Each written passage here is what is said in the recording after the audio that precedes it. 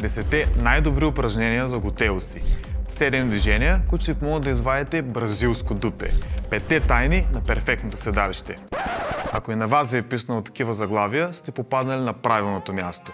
В това видео ще обсъдим как да изберем подходящите упражнения според вашите цели и възможности. Да започваме!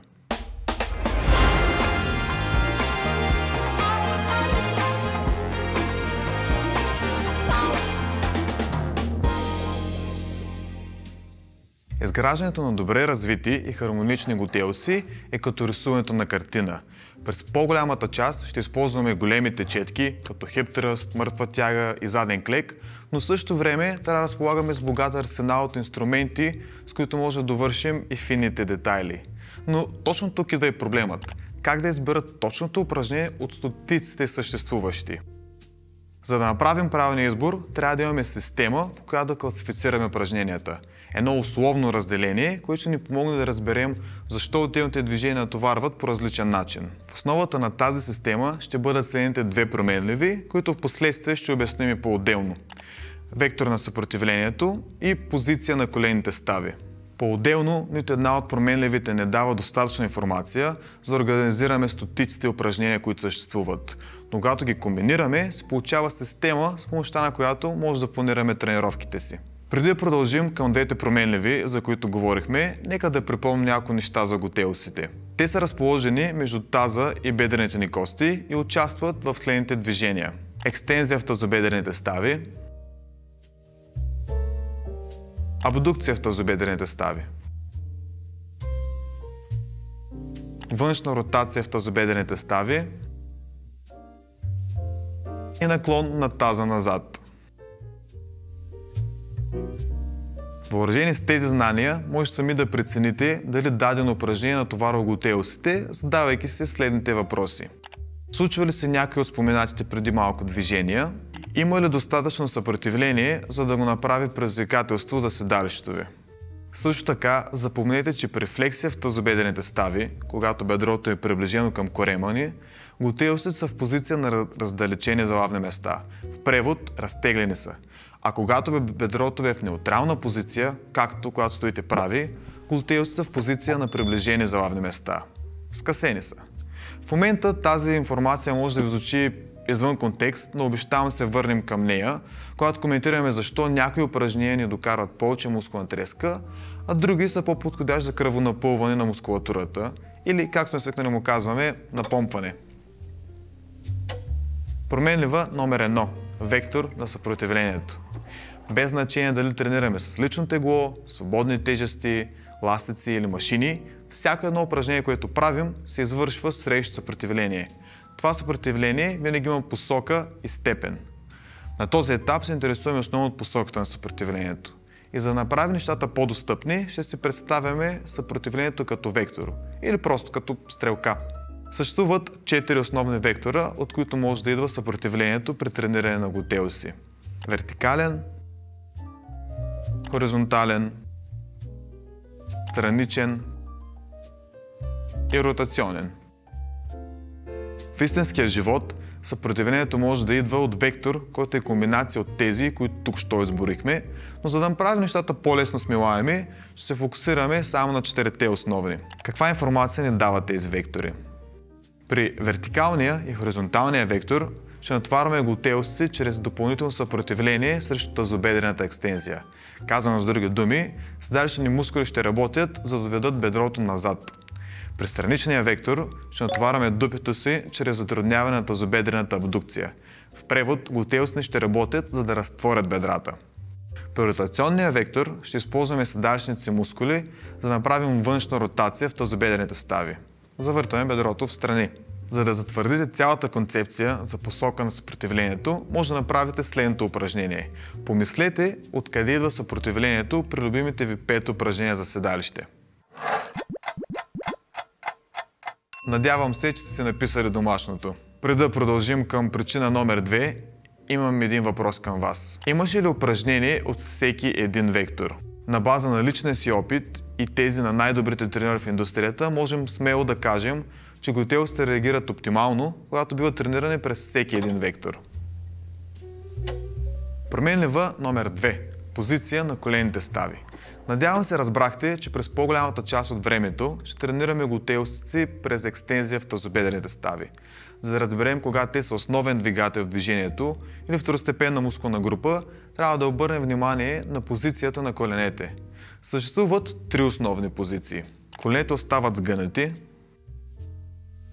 коленете са разгънати или много леко свити, коленете се сгъват и разгъват. Нека да разгледаме всяка една от позициите по-отделно. Когато коленете остават сгънати през цялото време, както при хип тръст или глутеус мост, седалището ни извършва по-голямата част от работата, защото мускулите на задното бедро, които също помагат за тазобедрена екстензия, са не толкова активни заради скъсената им позиция. Това означава, че глутеусите ще са под напрежение през цялата амплитуда на движението. От флексия в тазобедрените стави до максимално отведено назад бедро.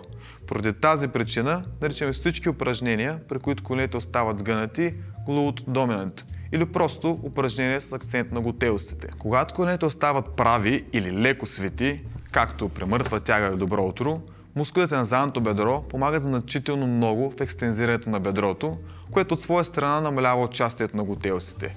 Затова всички упражнения, които изпълняваме с прави или леко свити колена, биват считани за Hamstring Dominant, упражнения с акцент на задните бедра. Но това не означава, че глутеусите не се натоварват. При този тип движения седалищните мускули участват най-много при дълбока флексия, когато бедрото е близко до корема. Това е причината да усещаме натоварването като разтягане. Когато коленете се свиват и разгъват, както при клекови отпади, глутеусите участват основно в долната позиция, в която биват разтеглени. Основен двигател на този тип движения са квадрицепсите, но отново това не означава, че глутеусите не участват. Такъв тип упражнения наричаме Quad Dominant или упражнения с акцент на квадрицепсите. След като вече сме наясно с двете променливи, е време да обсъдим как комбинирането им може да ни помогне да разберем кое упражнение е оптимално за целите ни и кое не. Ще използваме следната таблица, която ще насочи вниманието ви към 7-те основни начина, по които може да тренираме глутеусите си. Може да се учите с нея по два начина.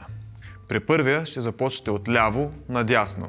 Спирате се на дадено упражнение и проследявате дали вектора на съпротивление и позицията на коленете отговарят на целите ви. Например, искам да работя за седалищните мускули без да натоварвам квадрицепсите.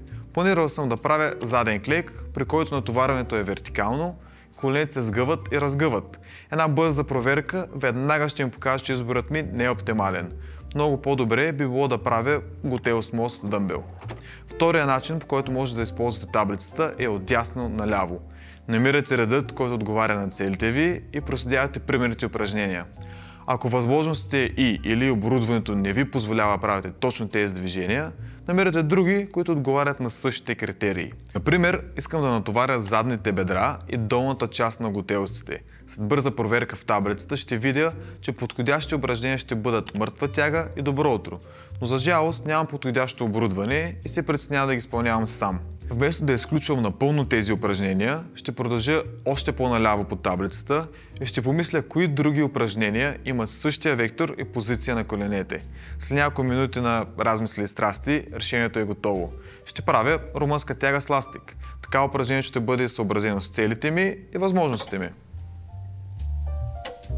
След като хвърхме един бърз поглед над системата ни за класифициране на упражненията, е време да поговорим как да приложим тази информация на практика. Винаги започваме с въпроса: какво искам да постигна? При повечето ни клиенти отговорите са два. Искам да развия хармонично цялата си долна част, искам да направя дупето си по-оформено, без да увеличавам размера на бедрата. Ако целта ви е да подобрите визията на цялата си долна част, е желателно в програмата да присъстват упражнения от всяка една група. По този начин тренировките ви ще са с акцент на глутеусите, но същевременно ще развиете и бедрените си мускули. Нека да погледнем една примерна тренировъчна програма. Нашият въображаем клиент е избрал да тренира 3 пъти в седмицата. Ще започнем с разполагането на големите камъни, като така наричаме базовите упражнения, които позволяват използването на по-голямо съпротивление. Продължаваме с малките камъчета, като при тях се опитваме да използваме вектор, различен от първото упражнение. Например, при тренировка номер 1, задният клек използва вертикален вектор, затова второто упражнение ще бъде с хоризонтален вектор. Това ще подсигури натоварването на глутеусите по различен начин, без да добавя излишно натоварване върху гръбначния стълб. И за завършек поръсваме с малко пясък, който да запълни дупките. До тук имаме тренировъчна програма, която натоварва балансирано долната част на тялото. За да направим тренировките за цяло тяло, ще запълним празните редове с по едно бутащо и едно дърпащо упражнение на ден. И какво ще е една програма без упражнения за корем? Ето, че за няколко минути съставихме една добре балансирана тренировъчна програма с акцент на глутеусите. Упражненията ни бяха избрани заради това колко са добри. Всяко едно решение беше съобразено с целите ни. Ако искате да направите програма, която да не развива бедрените мускули, ще спазвате същия мисловен процес, но ще избягвате или просто ще намалите броя на сериите на упражненията, които натоварват квадрицепсите и задните бедра. Надявам се това видео да ви е дало яснота за това как да вземате решения в залата. И запомнете, няма най-добри упражнения. Има движения, които са подходящи за целите и такива, които не са.